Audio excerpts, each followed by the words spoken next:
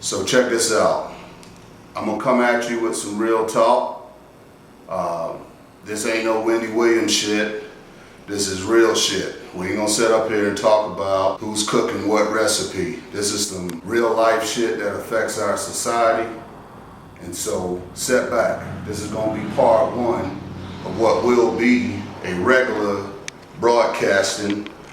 You're probably asking, who the hell is Phantom? Why does this dude have this freaking hood on his head? Well, I'm representing for Trayvon. I think it's a sad day in America when we judge people by what the fuck they wearing. This young brother trying to go get some fucking Skittles and a drink, and a punk ass, grown ass man jumped this kid. He got his ass whooped, not Trayvon, that's George Zimmerman, got his ass whooped, and he gonna pull out the gat and cap this kid. You a grown ass man, take the ass whooping, get a little young blood some dap and say, hey man, you know, that's good. Don't come at me again though. I'm gonna be ready for your ass. We live in a fucked up society. People wanna judge everybody by what they wear, how they walk, talk, what they drive, what kind of damn rims you have on your vehicle. That's bullshit. Judge people by what's inside, judge them by their character. If we start doing that, there will be less bullshit in our society. Let me break something down to you.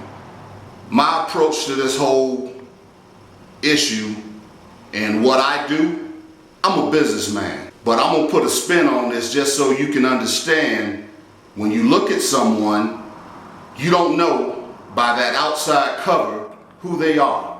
So stop making assumptions. Let me tell you something. This first episode, I'm gonna break down some science, a little bit of logic to you.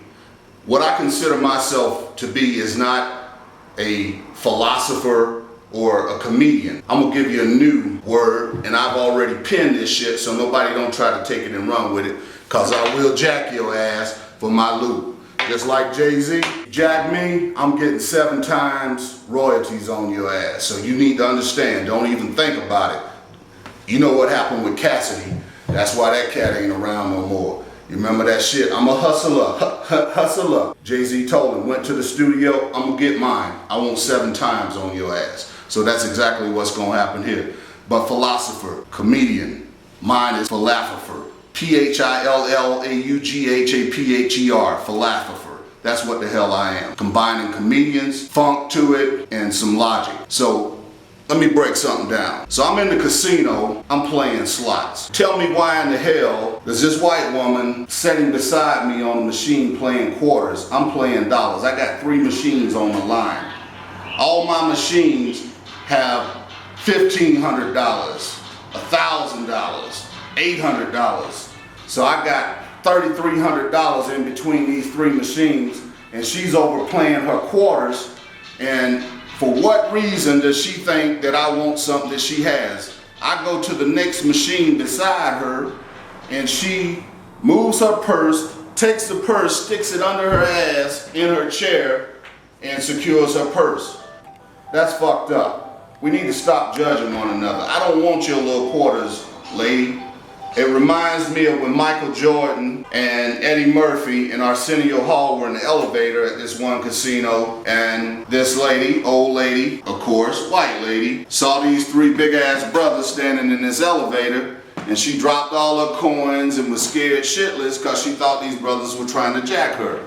Little did she know, these brothers were all millionaires, multi-millionaires to be exact. And after her reaction, they sent her flowers, filled her whole room with flowers to let her know, plain and simple, that I don't want shit you got. I am not a person who judge people by their color. I got white friends, black friends, Puerto Rican friends, or should I say Latino friends, and in those same categories of denominations, I have enemies. That's right. And again, I got the gat. I keep something for your ass. So it doesn't matter what your color is, just keep it real. We as black people, we need to stop waiting around thinking somebody owe our asses something as well. I understand society has painted this picture that black people got their hand out. They waiting for somebody to do something for us. That 40 acres and a mule bullshit. I don't need no 40 acres, and I sure as hell don't want no funky ass mule. I have a Hummer S430 Benz classic Saline Mustang, whatever the hell I want, I will get. I'm not gonna jack nobody for it. I'm a hustler, just like my brother Jay-Z. So let me tell you something, black people, if it is perceived that our only purpose is non-disservice, then we have a problem. We need to get it together. While you sitting around waiting for some job application to be approved, if that's the only way you can get it in, get it in. But what you need to do is go get your own shit, invent your own shit, build your own business, put your print on it. Don't sit around waiting thinking that anyone owe you anything. White man don't owe you shit. You ain't getting shit. Everybody done got their compensation or reparation. The Indians, they got reservations with casinos on it, so they getting it in. We sitting back, waiting, and think that somebody just gonna come give you a check. Get off your ass and go get yours. That's what you need to do. I'm not down on my people. I love my people. But I feel that life is short, but yet life is long. You have to apply yourself. You have to make something of yourself. Take advantage of the opportunities you have at hand. All this looking at the ballers, the pimps and players with all the fly shit, the rappers and the athletes, we need to stop looking at idolizing Cribs and Pimp My Ride. If your ass walking, keep on walking. You get out there and go to your job, get your money, stack your paper, and position yourself to open you a damn business. There was a time in Oklahoma, it was called Black Wall Street. We had a community. It was black businesses, black people doing good things, building strong businesses within the community, small businesses. If we get back to those times, it's hard. I know small business loans and the Chamber of Commerce and so forth, they're not there to greet you. But in your community, there are people who will assist you, will help you to invest, will go in on a business venture with you and collaborate so that you can get it in. My only point here is simple. We're losing. We're losing when we see a young brother like Trayvon Martin. The value of his life is just senseless when you take away someone's life and you have a jury of 6 women who decide that this man's life was worthless. That's the only conclusion that I could arrive at when I consider the fact that these were mothers, they had their own kids, and if that shit had happened to their kid, what would we say about that? What would they say about it, more importantly? They would not accept that their kid was coming from the store with some damn candy and all these issues, or he was looking suspicious, cutting through people's yards. It was raining, people. If your ass out in the rain, aren't you cutting, looking for a shortcut to get your ass out the rain? So I don't understand this stand my ground thing.